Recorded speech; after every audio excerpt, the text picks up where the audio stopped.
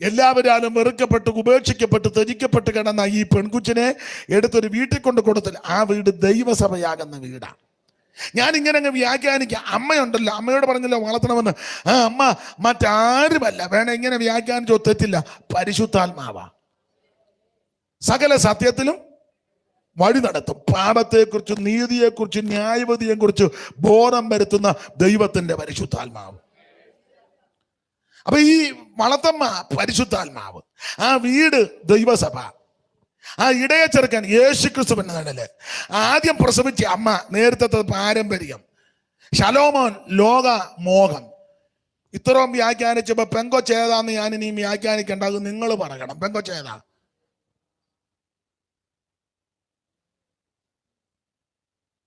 നിങ്ങൾ എന്തേലും ഒന്ന് പറ.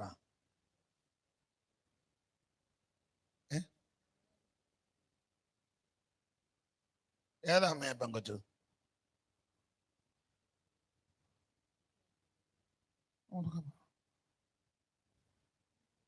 പെങ്കൊച്ച എന്നെ സങ്കടത്തോടെ പറയാൻ. ആ പെൺകുട്ടി ഏതാന്ന് ചോദിച്ചാൽ ഒറ്റ വാക്കി പറയാൻ നമ്മളാ. സ്തോത്രം, നമ്മളാ. എടുത്തോ നീ എന്നെ നിനക്കായി, എടുത്തോ നീ എന്നെ നിനക്കായി, കൊടുത്തോ നീ നിന്നെ എനിക്കായി. വാഴ്ത്തിടൂ സദാ പ്രിയാ തവ നിത്യം, പാടും കീർത്തനം.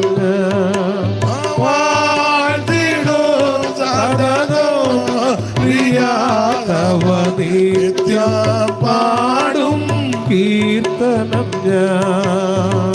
ചേർത്തതിനാൽ എന്റെ തിരുമാറിൽ, കാത്തതിനാൽ എന്നെ വഴുതാതെ, ചേർത്തതിനാൽ എന്നെ തിരുമാറിൽ, കാത്തതിനാൽ എന്നെ വഴുതാതെ,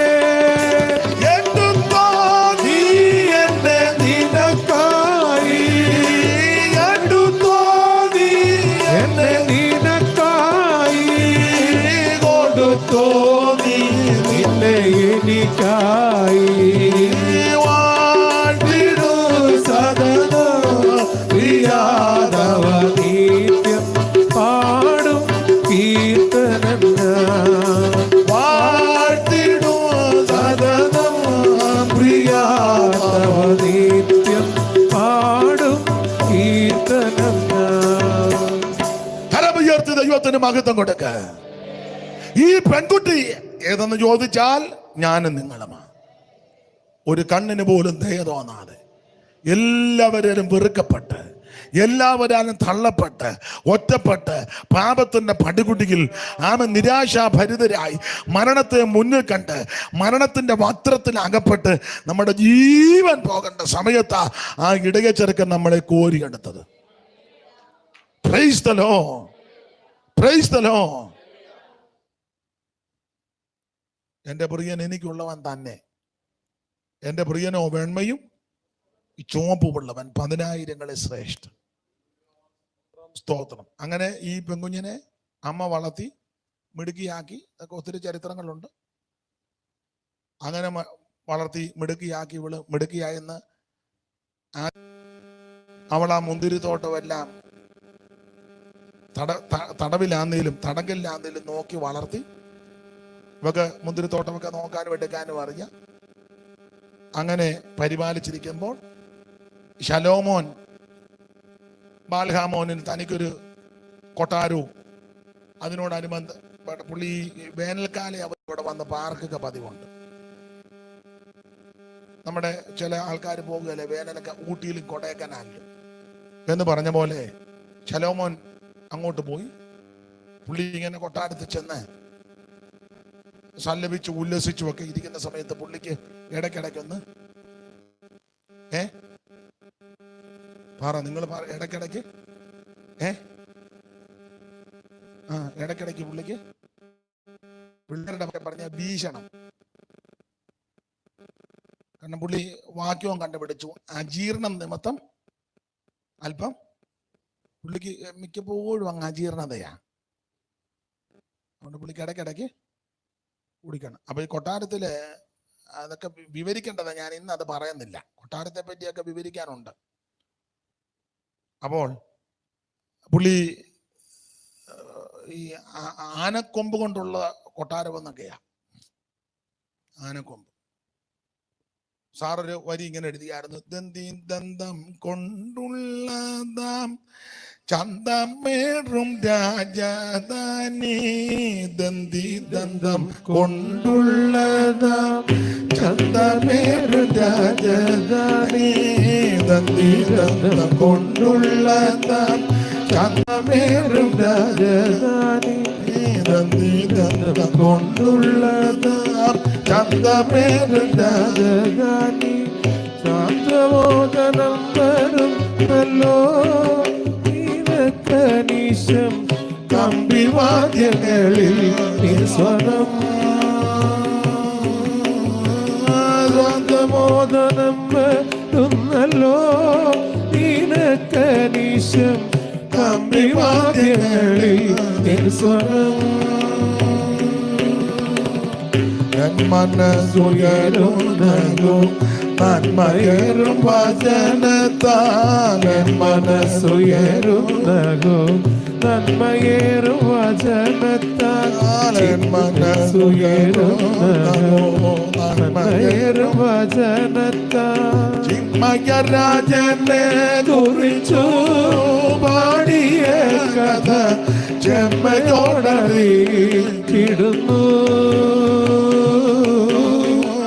ചിന്മയരാജനെ കുറിച്ചു പറഞ്ഞ കഥ ചെമ്മയോടറിയിടുന്നു.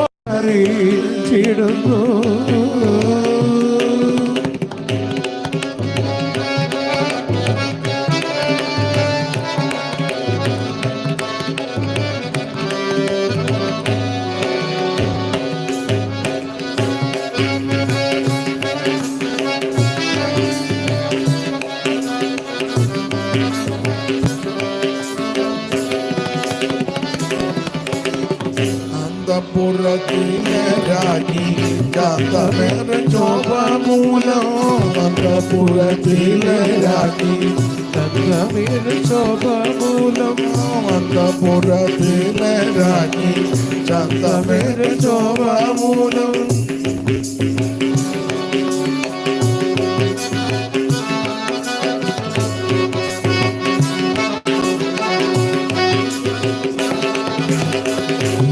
പുറത്തിലേരാക്കി ചന്തമേറും ശോഭമൂലം, എന്നു പരിപൂർണയാമിവൾ അണിയും വസ്ത്രം പൊൻകസവു കൊണ്ടു നെയ്തനാം,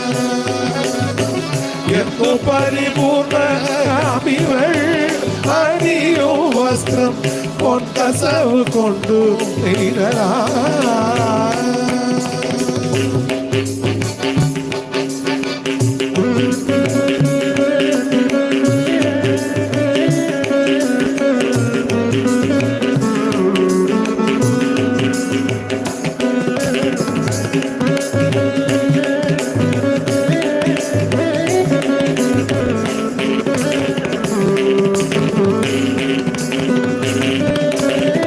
എന്തു പരിപൂർണയാമിവൾ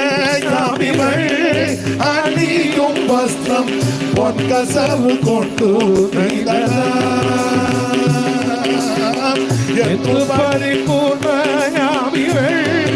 അണിയും വസ്ത്രം പൊൻകസവു കൊണ്ടു നെയ്തനാം, ദന്തി ദന്തം കൊണ്ടുള്ളതാം ചന്തമേറും രാജധാനി, ദന്തി ദന്തം കൊണ്ടുള്ളതാം ചന്തമേറും രാജധാനി. അതെ, പാടാൻ നേരമില്ല. ആനക്കൊമ്പ് കൊണ്ടുള്ള കൊട്ടാരം. അപ്പൊ ഇതിലിങ്ങനെ ശലോമോൻ ആഡംബര സുഖലോലുപനായിട്ട് ഇങ്ങനെ ഇരിക്കുക. അപ്പൊ പുള്ളിക്ക് വേനൽക്കാല അവധിക്ക് ചെല്ലുന്നതല്ല, നല്ല ചൂടാ നിൽക്കുന്നിടത്ത്. അപ്പം ഒരു തണുപ്പടിക്കാൻ പുള്ളി ചെന്നതാ. തണുപ്പടിക്കുക മാത്രമല്ല, ഇല്ല അതുകൂടെ അടിക്കണം, എന്നല്ലേ പുള്ളിക്ക്. അപ്പൊ പുള്ളി ഇത് ചോദിച്ചപ്പം അവിടെ ആ സമയത്തില്ല. രാജകിങ്കരന്മാര് ഭൃത്യന്മാര് നെടുക നടന്നു. കാരണം ശലോമോൻ ചക്രവർത്തിയ സാമ്രാട്ട. പുള്ളിക്ക് കൊടുത്ത സമയത്ത് കൊടുത്തില്ല, പുള്ളി പെടല് കണ്ടിക്കും. നിങ്ങൾ നാടുപാട് ഓടി അന്വേഷിച്ചിട്ടൊന്നും കിട്ടുന്നില്ല, മുന്തിരിങ്ങ ഒന്നും ഇല്ല. അപ്പൊ അങ്ങനെ അന്വേഷിച്ച് നെടുക നടന്നപ്പോ ആരോ ഒരാൾ പറഞ്ഞു കൊടുത്തു, ഇവിടെ ഒരു മുന്തിരിത്തോട്ടം ഉണ്ട് അടുത്ത്. അപ്പൊ ചോദിച്ചു, മുന്തിരിത്തോട്ടം ഉണ്ടായിരിക്കും, മുന്തിരിങ്ങ ഉണ്ടോ എന്ന് ചോദിച്ചു. അയ്യോ, കൊലക്കണക്കനാ പിടിച്ചു കിടക്കുന്നു, ഇഷ്ടം പോലെ. അപ്പൊ ചോദിച്ചു, അത് ആരുടെയാ? അത് ഇവിടെ ഒരു ആളുടെയാ. അവര് ഉടമസ്ഥര് അടുത്തില്ലെങ്കിൽ നോക്കുന്നത് ഒരു പെങ്കൊച്ചാന്ന് പറഞ്ഞു. ഒരു പെങ്കൊച്ചായ മുന്തിരിത്തോട്ടമല്ല നോക്കുന്നത്. അപ്പോൾ ഭൃത്യന്മാര് മുന്തിരിങ്ങ ഉണ്ടോന്ന് ചോദിച്ചു. നല്ല കൊലക്കണക്കിന് കിടക്കുക. എളുപ്പമുള്ളതുണ്ട്, മൂത്തതുണ്ട്, പഴുക്കാറായതുണ്ട്, പഴുത്തതുണ്ട്. മുന്തിരിങ്ങ ഇഷ്ടം പോലെ. അപ്പൊ ചോദിച്ചു, ഇഷ്ടം പോലെ ഉണ്ടോ? ഉണ്ട്. നമ്മുടെ യോശുവയുടെ കാലത്ത് അവര് ദോശ ഒട്ട് നോക്കി വെച്ച് കൊണ്ടുവന്നല്ലോ, ഇല്ലേ? നിങ്ങളില്ലായിരുന്നല്ലോ, അതുകൊണ്ട് കുഴപ്പമില്ല. മുന്തിരിക്കൊല, ആ ടൈപ്പ് മുന്തിരിക്കൊലയാണ് കിടക്കുന്നത്. അപ്പൊ രാജഭൃത്യന്മാർ ഓടി വന്ന് കണ്ടപ്പം വേലിയൊക്കെ കെട്ടി കല്ലുമൊക്കെ ചക്കുമൊക്കെ കുടിച്ചിട്ട് ഗോപുരമൊക്കെ പണ നല്ല മുന്തിരിത്തോട്ടമാണ്. പക്ഷേ അതിനൊന്നും വാക്യം പേടിപ്പിക്കുന്നില്ല. നിങ്ങളുടെ ഇരിപ്പ് കണ്ടിട്ട് ഒരു വാക്യം എടുപ്പിക്കാൻ എനിക്ക് തോന്നുന്നില്ല. പിന്നെ ഞാൻ ഇത്രയേലും പറയുന്നല്ലോ എന്ന് ഓർത്ത് ദൈവത്തെ മഹത്വപ്പെടുത്തുക. അപ്പൊ ചുരുക്കി പറഞ്ഞാൽ ഇവര് വന്ന് നോക്കിയപ്പോൾ നല്ല മുന്തിരിത്തോട്ടം. എന്നാൽ ശലോം ചക്രവർത്തിക്ക് കൊടുക്കാൻ മുന്തിരിങ്ങ വേണമല്ലോ നോക്കാതെ ചാടി അകത്തോട്ട് കയറാൻ നേരത്തെ ഈ പെങ്കൊച്ചി വരെ തടഞ്ഞു. തൊട്ട് കടക്കാൻ പറഞ്ഞു, പുറത്ത് കിടക്കാൻ പറഞ്ഞു. അപ്പൊ ഇവന്മാര് നോക്കിയപ്പോ പെങ്കൊച്ച. പിന്നെ ഇവന്മാര് ഇതിനകത്തോട്ട് പ്രവേശിക്കാൻ കഴിഞ്ഞപ്പോ എന്റെ ഭാഷ പറഞ്ഞ അവള് നല്ല ആട്ടാട്ടി. 5-6 പേരെ അങ്ങോട്ട് ചെന്നത്. മുന്നേ ചെന്നത് ബേബിയാ.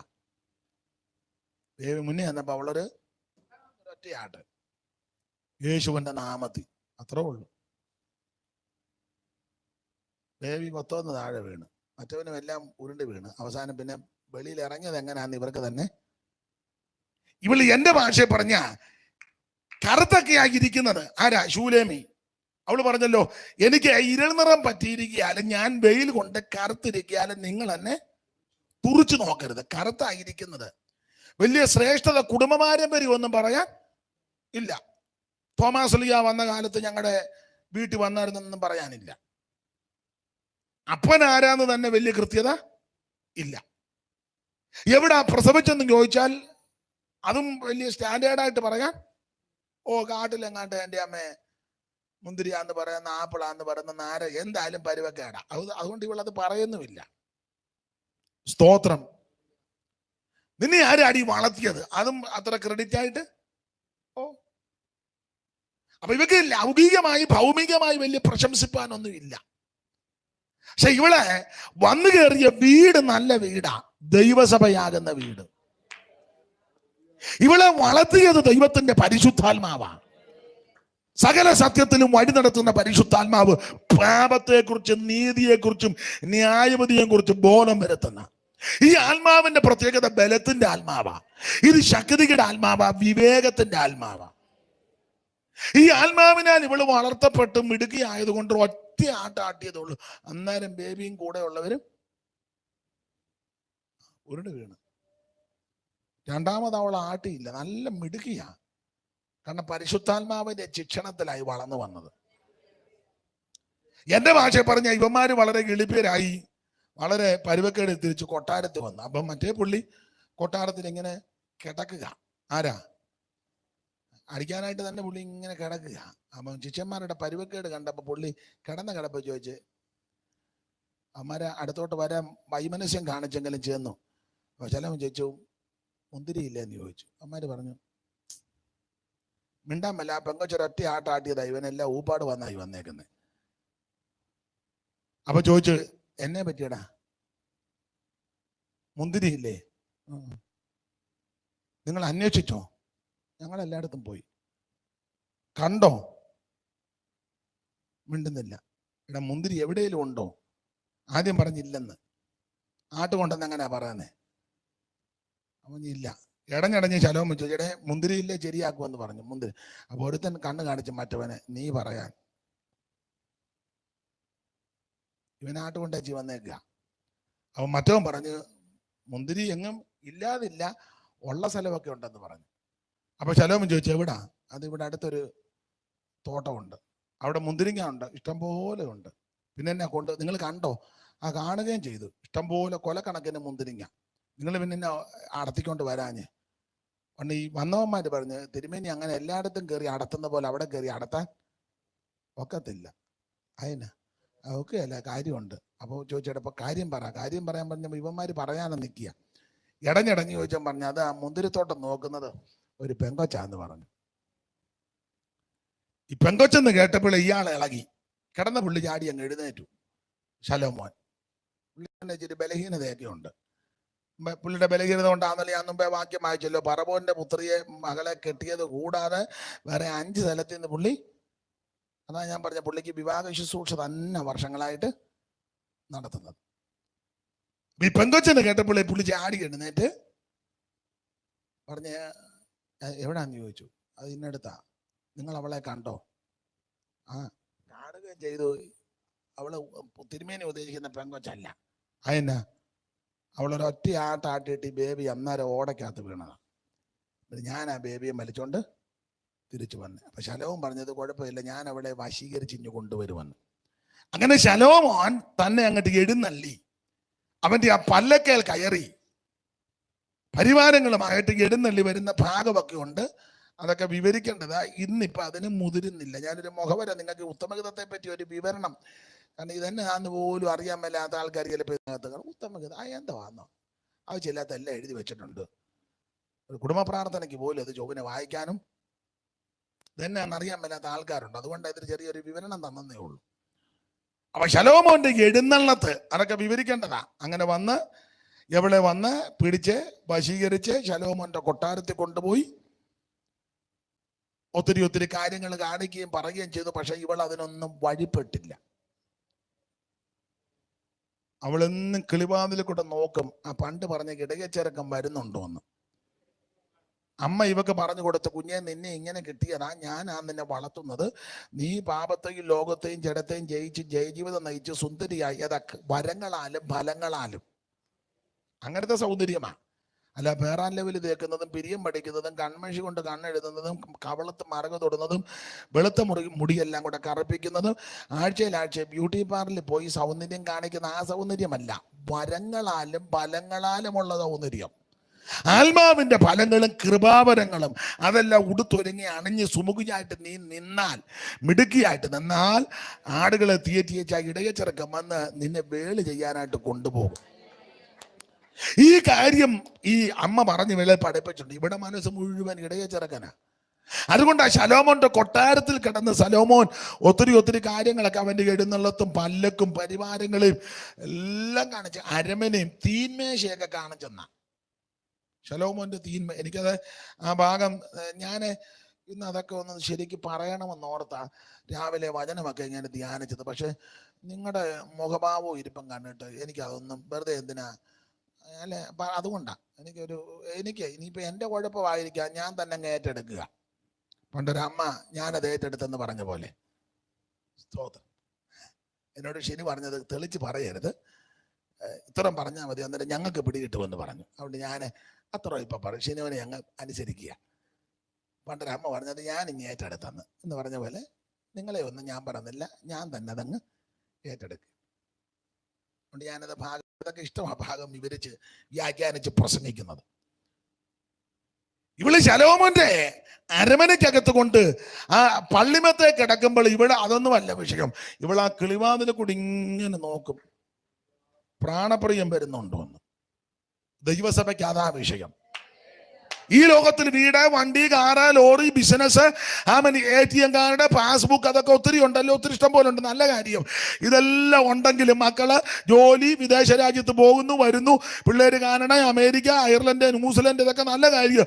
ഇവിടൊക്കെ ഉണ്ട് 2-3 നില വീട്, ചുറ്റുപാട് ബംഗ്ലാവ്, രാജസ്ഥാൻ മാർബിൾ, ഇതൊക്കെ നല്ലതാ, ഞാൻ എതിർക്കാം. പക്ഷെ ഇതെല്ലാം ഉണ്ടെങ്കിൽ നമ്മുടെ ദൃഷ്ടി നോട്ടമെല്ലാം ഇടയച്ചെറുക്കാൻ എപ്പോൾ വരുമെന്നാ. സ്തോത്രം സ്തോത്രം സ്തോത്രം സ്തോത്രം സ്തോത്രം സ്തോത്രം. ഇടയച്ചെറുക്കൻ എപ്പോഴും എപ്പോൾ വരുമെന്ന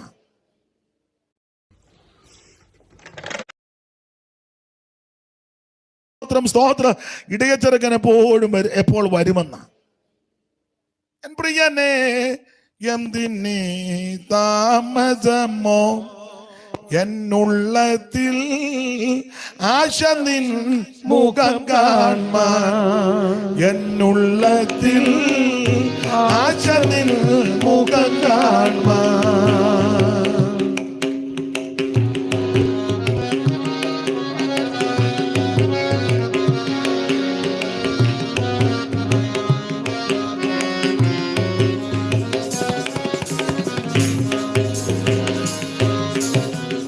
പാപത്തെ വെള്ളം പോൽ പാനം ചെയ്തിടുന്ന, പാപത്തെ വെള്ളം പോൽ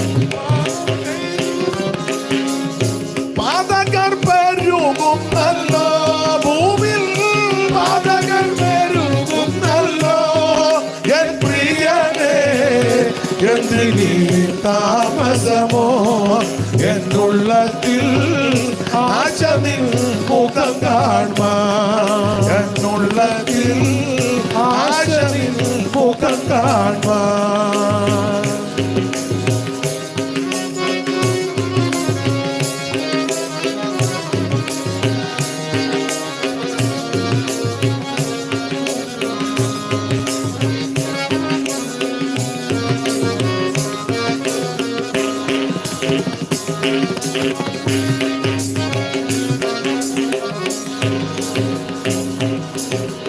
മതികെട്ട മനുജർ പണിയുന്ന യാഗത്താൻ, മതികെട്ട മനുജർ പണിയുന്ന യാഗത്താൻ. മതത്തെ ഈ ഭൂവിൽ നിന്നു സത്യ, മതത്തെ ഈ ഭൂവിൽ നിന്നു എൻ പ്രിയനേ എന്തിനീ താമസമോ എന്നുള്ളത്തിൽ ആശ നിൻ മുഖം കാൺമാൻ. എന്നുള്ളത്തിൽ ആശ നിൻ മുഖം കാൺമാൻ. കരമുയർത്തി ദൈവത്തിന് മഹത്വം കൊടുത്താണ്. അപ്പൊ ശ്രദ്ധിക്കുക, ശലോമോന്റെ കൊട്ടാരത്തിൽ ഈ പെൺകുട്ടി വസിക്കുന്നെങ്കിലും ഇവിടെ ദൃഷ്ടിയും നോട്ടവും പ്രതീക്ഷയും പ്രത്യാശയെല്ലാം ഇടയച്ചെറുക്കന. ഇനി ആ ചരിത്രം പറയുന്നില്ല. അങ്ങനെ ഇരിക്കുന്ന ഇവളെ പറ്റി പരാമർശിച്ച ഭാഗമാണ് 8-ാം അധ്യായത്തിന്റെ 5-ാം വാക്യത്തിൽ നമ്മൾ വായിച്ചത്. ഇനി 8-ന്റെ 5 വായിച്ചു. മരുഭൂമിയിൽ നിന്ന് തന്റെ പ്രിയന്റെ മേൽ ചാരിക്കൊണ്ട് വരുന്ന ഒരിവൾ ആർ. ഇത് ദൈവസഭയെ കുറിക്കുന്നതാ. മരുഭൂമിയിൽ നിന്ന് തന്റെ പ്രിയന്റെ മേൽ ചാരിക്കൊണ്ട് വരുന്ന ഒരിവളാർ. അതുകൊണ്ട് ഈ ഇന്ന് പകലും വൈകിട്ടും എല്ലാം കൂടെ നമ്മൾ ചിന്തിക്കാൻ പോകുന്ന ഒരു ചെറിയ വിഷയം, സ്തോത്രം, ഈ മരുഭൂമിയിലെ പ്രത്യേകതയെ പറ്റി ഇന്ന് പകലും തുടർന്നുള്ള സമയം നമുക്കൊന്ന് ചിന്തിക്കാം. പിതാക്കന്മാരാകുന്ന ഇസ്രായേൽ മക്കളെ പറ്റി പറയുന്നത് മരുഭൂമിയിലെ സഭയിൽ അവർ ദൈവത്തെ മഹത്വപ്പെടുത്തിയെന്ന. മരുഭൂമിയിലെ സഭയിൽ അപ്പോസ്തല പ്രവൃത്തി 7-ാം അധ്യായത്തിന്റെ 38-ാം വാക്യം വായിച്ചേ. അപ്പോസ്തല പ്രവൃത്തികളുടെ പുസ്തകം 7-ാം അധ്യായത്തിന്റെ 38-ാമത്തെ വാക്യം പെട്ടെന്ന്.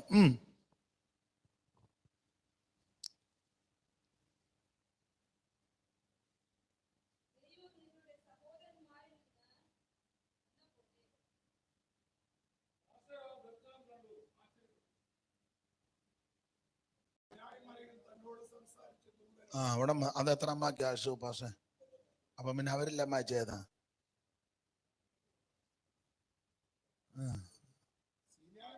തന്നോട് സംസാരിച്ച ദൂതനോടും നമ്മുടെ പിതാക്കന്മാരോടും കൂടെ മരുഭൂമിയിലെ സഭയിൽ ഇരുന്നവനും.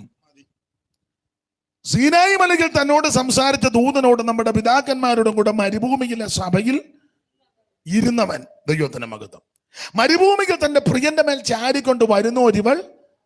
അതുകൊണ്ട് ഈ മരുഭൂമിയുടെ 1-2 വിശേഷതകളാ നമ്മൾ ചിന്തിക്കാൻ പോകുന്നത്. ഒന്ന്, നമുക്കറിയാം, വായിച്ചേ ഇതിന്റെ പ്രത്യേകത. ഉൽപ്പത്തി പുസ്തകം 21-ാം അധ്യായത്തിന്റെ 19-ാം വാക്യം വായിച്ച. ഉൽപ്പത്തി 21-ന്റെ 19. ദൈവം അവളുടെ കണ്ണു തുറന്നു, ഒരു നീരുറവ കണ്ടു, ആ ചെന്ന് തുരുത്തിയിൽ വെള്ളം നിറച്ച് ബാലനെ കുടിപ്പിച്ചു. ഇവിടെ ശ്രദ്ധിക്കുക, ബേർശേബ മരുഭൂമിയിൽ അലഞ്ഞ് ഉടന്ന് നടക്കുന്ന ഒരു സഹോദരിയും കൊച്ചും. ഇങ്ങോട്ട് ശ്രദ്ധിച്ച്, നിങ്ങൾ വായിച്ചു തരുന്നില്ല, പിന്നെ വെറുതെ എന്തിനാ കുനിഞ്ഞു കിടക്കുന്നത്? ഞാൻ മുമ്പേ മുതലേ പറഞ്ഞു, ഞാൻ പറഞ്ഞോണ്ട് നിങ്ങൾ കമന്ന് കിടക്കുക. ഞാൻ പിന്നെ ആരോട് പറയാൻ? നിങ്ങൾ എന്നെ നോക്ക്. പിന്നെ ഈ പറയുന്ന കാര്യമല്ല, വീട്ടിൽ പോയി നിങ്ങൾ സമയം കിട്ടുകാന്നെ നോക്ക്. ഇങ്ങോട്ട് നോക്ക്, എന്നെ നോക്ക്. പിന്നെയും കുനിഞ്ഞു കിടക്കുക, എന്നെ നോക്കാൻ. ഓ അമ്മേ, എന്നെ നോക്കുന്നേ. സ്തോത്രം. ഇവിടെ ബേർശേബ മരുഭൂമിയിൽ അലഞ്ഞ് ഉടന്ന് നടക്കുന്ന ഒരു സഹോദരി. സഹോദരിയുടെ പേര് ഹാഗാർ, കൊച്ചന്റെ പേര് ഉറക്കെ പറ, ഇശ്മായേല്. ആട്ട് അത്ര വലിയ കാര്യം. സ്തോത്രം. ദൈവത്തിന് മഹത്വം. ഹാഗാറും ഇശ്മായേലും. ഹാഗാർ ആരുടെ ദാസിയാ? അമ്മേ, ശരി, ഉറക്കെ പറ. അബ്രഹാമിന്റെ. ഈ ഹാഗാർ എവിടുത്തെ കാര്യാ? മിസ്രയീം ദേശം. സ്തോത്രം. ഇനി അടുത്ത ഏത് ചോദ്യമാണെന്നായിരിക്കും അല്ലയോ? ദൈവത്തിന് ഒന്നും ചോദിക്കുന്നില്ല, ഭാരപ്പെടണ്ട, വെറുതെ പ്രഷർ കൂട്ടണ്ട. ദൈവത്തിന് മഹത്വം. അപ്പൊ ഈ ഹാഗാറും പൈതലും ഇശ്മയേല്, ഈ അബ്രഹാം ഇവിടെ ബേർശേബ മരുഭൂമിയിൽ അലഞ്ഞുകൂടുന്ന് നടക്കുക. അബ്രഹാമിന്റെ വീട്ടിൽ വളരെ സന്തോഷത്തോടെ ജീവിച്ചവൾ ഹാഗറും പൈതലും. ഇവര് പണ്ട് മിസ്രൈമിൽ പോയ സമയത്ത് അവിടെ നിന്ന് കിട്ടിയതാ ഈ അമ്മാമ്മ. വല്യമ്മാമ്മയ്ക്ക് ഹെൽപ്പിനായിട്ട് സാറാ കൊച്ചമ്മയുടെ അസിസ്റ്റന്റ് ആയിട്ട് കൊണ്ടുവന്നതാ മിസ്രൈമിയ ദാസിയാകുന്ന ഹാഗാർ. അബ്രഹാമിനോട് ദൈവം പറഞ്ഞു, ഞാൻ നിനക്ക് വാഗ്ദത്തം ചെയ്തു തലമുറയെ തരും. വലിയ കൊച്ചമ്മയ്ക്ക് അത്ര വിശ്വാസം വന്നില്ല. അമ്മ വലിയ കൊച്ചമ്മ പറഞ്ഞൊരു കാര്യം ചെയ്യുക, ഇനിയിപ്പോൾ വെയിറ്റ് ചെയ്യാനൊന്നും സമയമില്ല, പ്രായമാകുന്നു, ക്ഷീണമാകുന്നു, വളരെ ബുദ്ധിമുട്ടുകളുണ്ട്, അതുകൊണ്ട് എൻ്റെ അസിസ്റ്റന്റ് അപ്പുറം കൂടാരത്തിലുണ്ട്, അങ്ങോട്ട് പൊക്കോളാൻ പറഞ്ഞു. അങ്ങനെ അബ്രഹാം ഇങ്ങനെ വായിക്കാൻ, അബ്രഹാം സാറിന്റെ വാക്ക് അനുസരിച്ചെന്നാ അങ്ങനെ പുസ്തകത്തിൽ എഴുതിയിരിക്കുന്നത്. അബ്രഹാം, ഞാൻ കഴിഞ്ഞ ആഴ്ച സഭയെ പ്രസംഗിച്ചു, അബ്രഹാം അങ്ങനെയല്ലേ ഷൂപാസ്റ്റേ, അബ്രഹാം സാറായിയുടെ വാക്ക് അനുസരിച്ചു, അങ്ങനെ തന്നെ എഴുതിയേക്കുന്നത്. വായിച്ചേ 16-ാം അധ്യായത്തിൽ.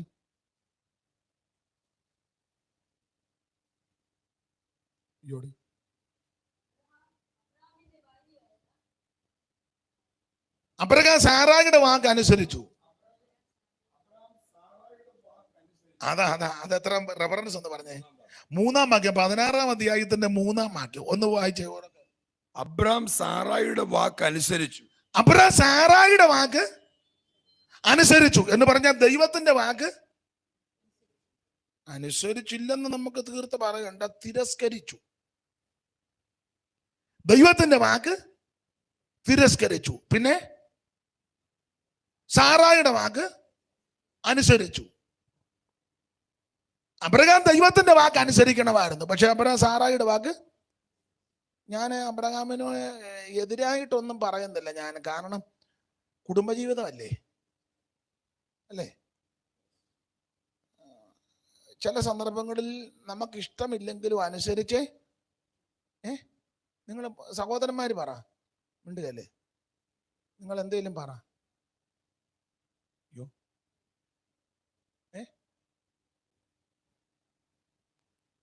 ഉദാഹരണം ഞാൻ പറയാം. ഉദാഹരണമാണ്, ഉടക്കുണ്ടാക്കാനല്ല. നിങ്ങളുടെ പെങ്ങളുടെ മോടെ കല്യാണം. അപ്പം നിങ്ങൾ പറയാ, എടി നമുക്കൊരു 2 ദിവസം മുമ്പ് ഒറ്റ പെങ്ങളെ ഉള്ളൂ, അവക്കൊരു മോളേ ഉള്ളൂ, വളരെ ബുദ്ധിമുട്ടൊക്കെ അവർ കാര്യം നടത്തുന്നത്, പല ബന്ധപ്പാടുണ്ട്, നമുക്ക് 2 ദിവസം മുമ്പേ ആകെ ഒരു ആങ്ങളെ ഉള്ളൂ. ഈ ആങ്ങളെയും പെങ്ങളോടെ കുഞ്ഞിലെ മുതലേ അടിച്ചും കളിച്ചും ജീവിച്ച് വളർന്നതാണ്. അവർക്ക് ഒത്തിരി ബുദ്ധിമുട്ടുമുണ്ട്. ഈ ആങ്ങളയ്ക്ക് അല്പം ചുറ്റുപാട് ഉണ്ടെന്ന് വെച്ചു. അവ ഭാര്യയോട് പറഞ്ഞ് നമുക്ക് 2 ദിവസം മുമ്പ്, ഞാനൊരു ഉദാഹരണമായി പറയുന്നത് കേട്ടോ, ഉടക്കുണ്ടാക്കാനല്ല. ഉടനെ ചിലയിടത്ത്, എല്ലായിടത്തുമല്ല, ചിലയിടത്ത് വേണ്ട അങ്ങനെ 2 ദിവസം മുമ്പ് അവിടെ പോയി കിടക്കേണ്ട കാര്യമൊന്നും ഇല്ല, എനിക്കിവിടെ ഒരു വീടുണ്ട്, പല കാര്യങ്ങളുണ്ട്, ഞാൻ വരത്തില്ല, വേണേ നിങ്ങൾ തന്നെ. അപ്പൊ അതൊരു നല്ല പോക്കല്ലല്ലോ. അവിടെ ചെല്ലുമ്പോൾ ചോദിക്കല്ലേ, എന്ത് വൈഫ് എന്ത് ചെയ്യാന്ന് ചോദിച്ചാൽ നമ്മൾ മറുപടി പറയണ്ടേ? നിങ്ങൾ എന്തേലും പറ. നിങ്ങൾ എന്തേലും പറ. ആ, ഒന്നുമില്ല, എന്നെ എന്തേലും പറ. താനല്ലോടോ ഇതെല്ലാം ഒപ്പിച്ചത്, എന്നെയെങ്കിലും എന്തേലും പറ. നിങ്ങളൊന്ന് ഒന്ന് വാ പൊള്ളിക്ക്.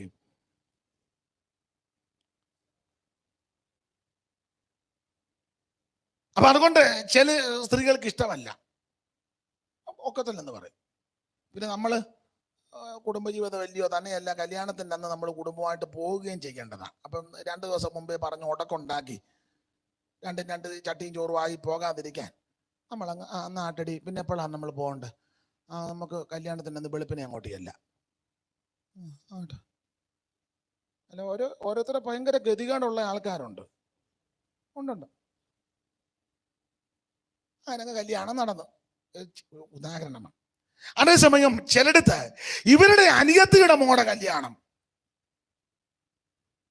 അന്നും ചേട്ടത്തി അനിയത്തി മാത്രമേ ഉള്ളൂ, 2 പേര്. ചേട്ടത്തി അനിയത്തി അത് അടിച്ചും കളിച്ചും രസിച്ചും ജീവിച്ചു വരാം. അനിയത്തിക്ക് അല്പം ക്ഷീണമാ, ചേട്ടത്തിക്ക് പറഞ്ഞല്ലോ ചുറ്റുപാടാ. അന്നേരം ഇവര് ചിലര് എല്ലാവരും നമുക്ക് ഒരാഴ്ച മുന്നേ അവിടെ പോകണം, നിങ്ങളും വന്നേക്കണം. പറയടി ജോലിയെല്ലാം ഒന്നും വേണ്ട, ഞാൻ പറയുന്നത് കേട്ടില്ലെങ്കിൽ. നമ്മുടെ പെങ്ങളുടെ മോടെ കല്യാണത്തിന് തലേന്ന് പോകാന്ന് പറഞ്ഞിട്ട് പോലും നിങ്ങൾ എന്തേലും പറ. അവരുടെ അനിയത്തിയുടെ മോടെ കല്യാണത്തിന് ഒരാഴ്ച പോയല്ലേ ഒക്കുള്ളു. ഒരു ബാഗും ചുവന്നുകൊണ്ട് അവൻ പുറകെ, അവളും മറ്റേ ബാഗ് ഇട്ടുണ്ട് നേരത്തെ. അതിനെന്നാ പറഞ്ഞ തോളലിടുന്ന ബാഗിന്റെ പേരെന്നാ? Hand bag. അതാ, എനിക്കത് ഇംഗ്ലീഷ് ഒന്നും വലിയ വശമില്ല. അവള് ഹാൻഡ് ബാഗ് ഇട്ടോണ്ട് നേരെ, നമ്മളൊരു മുഴുത്ത ബാഗ് എടുത്തോണ്ട്. കാരണം അവിടെ തുണി, നമ്മുടെ തുണി, കൊച്ചുങ്ങളുടെ തുണി. ഞാൻ പറഞ്ഞ അമ്മയ്ക്ക് മനസ്സിലാകുന്നുണ്ടോ? ഇത് സത്യമായ കാര്യമല്ലേ ഞാൻ പറഞ്ഞേ? അമ്മയ്ക്ക് ഇത്രയും പ്രായമുള്ളതല്ലേ, സത്യം പറ. ഞാൻ സത്യമേ പറയൂ. മനസ്സിലാകുന്നുണ്ടോ? ആട്ടെ, ഇത് കേട്ടെങ്കിലും ആർക്കെങ്കിലും മാനസാന്തരം വരികന്നെ. പിന്നെ എല്ലാവരുടെയും കാര്യമല്ല, ചിലടത്ത് എല്ലാവരുടെയും കാര്യമല്ല, കാരണം എല്ലാവരും അങ്ങനല്ല. ഈ വിദേശ രാജ്യത്ത് നിന്നൊക്കെ വരുന്ന ഭാര്യയും ഭർത്താവും മക്കളും എല്ലാവരും അല്ല കേട്ടോ, എല്ലാവരും അല്ലേ, തെറ്റിദ്ധരിക്കരുത്. വിദേശത്തുള്ളവർ ഉടക്കുണ്ടാക്കരുത്, എല്ലാവരുടെയും കാര്യമല്ല. വിദേശ രാജ്യത്ത് നിന്ന് വരുന്ന ഭാര്യയും ഭർത്താവും പിള്ളേരും ആദ്യം വരുന്നത് ഭാര്യയുടെ വീട്ടിലോട്ടാ. എയർപോർട്ടിൽ നിന്ന് നേരെ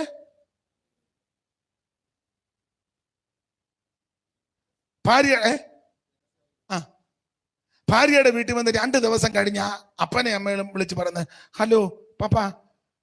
അയ്യോ സാമേ, നീ എവിടെന്നാ വിളിക്കുന്ന? കാനഡയിൽ നിന്നാണ്. അല്ല, ഞാന് ഇവിടെ കുറിച്ചിന്ന്. ചിങ്ങവനത്തിനെ പറയാ കുറിച്ചിയോ? അപ്പം നോക്കി, മൊബൈൽ നോക്കി, നമ്പർ നേരാന്നല്ലോ ഇത്. നീ എപ്പോ വന്ന്? ഞാൻ 2 ദിവസമായി വന്നിട്ട്. സ്വന്തം അപ്പനോട് വിളിച്ച് പറയുക, യോ നീ എവിടാ? ഞാൻ ലില്ലിക്കുട്ടിയുടെ വീട്ടിലുണ്ട്. എല്ലാവരുടെയും കാര്യമല്ല. പിന്നെ കാര്യമുണ്ട്, നീ അവളെ കെട്ടിയപ്പോൾ ഓർക്കണമായിരുന്നു, നിനക്ക് അല്പം വിദ്യാഭ്യാസം കുറവാണ്. അവളായിരുന്നു. നീ ബോംബെ ചുമ്മാ ഉഴപ്പ് നടക്കുകയായിരുന്നു. ബോംബെയിലേ അറിയാമല്ലേ? ബോംബെ കേട്ടിട്ടില്ലേ? മുംബൈ, അത് പറയാഞ്ഞിട്ടായിരിക്കും. നീ അന്തേരി കൂടെ റെയിൽവേ സ്റ്റേഷനിൽ കൂടെ രാവിലെ അങ്ങോട്ടും ഇങ്ങോട്ടും. ഇന്നലെ അവള് പഠിച്ച് മിടുക്കിയായിട്ട് കാനഡയിൽ പോയി ജോലി കിട്ടി. അങ്ങനെ എങ്ങനെയോ അവളെ കെട്ടി. അപ്പൊ പിന്നെ ഇങ്ങനെ പോയെങ്കിൽ പറ, അങ്ങനെയൊക്കെ ഒക്കുള്ളൂ. എയർപോർട്ടിൽ നേരെ അവിടെ വീട്ടിലോട്ട്. അവിടെ അമ്മയ്ക്ക്, ഇന്നാൾ ഞാൻ പ്രസംഗിച്ചത്, അവിടെ അമ്മയ്ക്ക് നട്ട്സ്, അവന്റെ അമ്മയ്ക്ക് പൊരിക്കടല.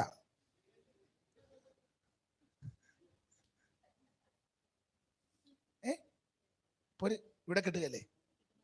ഇവിടെ കിട്ടുന്ന ഇവിടുത്തെ കാര്യമല്ലേ ഇപ്പൊ പറഞ്ഞോണ്ടിരിക്കുന്നേ.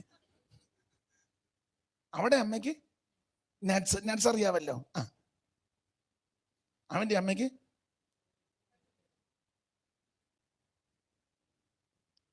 അവിടെ അപ്പന് വാൻ ഹുസൈൻ്റെ ഷർട്ട്.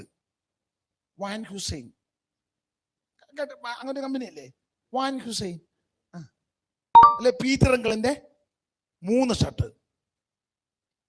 അവന്റെ അപ്പനോ 75 രൂപയുടെ ഒരു ബനിയൻ. 2 അപ്പനാ 2 അമ്മയാ. നിങ്ങൾ എന്നെ ഇങ്ങനെ ഒരു സ്പർദ്ധിച്ചു നോക്കുന്നേ? അമ്മ ഏതാണ്ട് പറഞ്ഞു, എന്താ പറഞ്ഞു, എന്താണ്ട് പറഞ്ഞു, എന്താ സത്യം? അത് ഞാൻ മുമ്പേ പറഞ്ഞല്ലോ, ഞാൻ സത്യമായ കാര്യമേ പറയുള്ളൂ. ദൈവത്തിന്റെ മഹത്വം. തന്നെയല്ല, വിദേശത്ത് നിന്ന് പെട്ടി പൊട്ടിക്കുന്നത് അവിടെ വീട്ടിൽ വെച്ചാ. ഗൾഫിൽ പേർഷ്യന്ന് കൊണ്ടുവന്ന് പെട്ടി പൊട്ടിച്ചത് ഭാര്യയുടെ. അതിന് ഇവന്റെ വീട്ടിൽ പെട്ടി പൊട്ടിക്കാനുള്ള സ്ഥലമില്ലേ? പിന്നെ എന്നെ പൊട്ടിക്കാത്ത? അവന്റെ വീട്ടിൽ വെച്ചെങ്ങാനും പെട്ടി പൊട്ടിച്ചാൽ അവൾ അന്ന് രാത്രി അവനെ പൊട്ടിക്കും. കാരണം ഇവനെ പണ്ട് വന്ന് പൊട്ടിച്ചത് അവന്.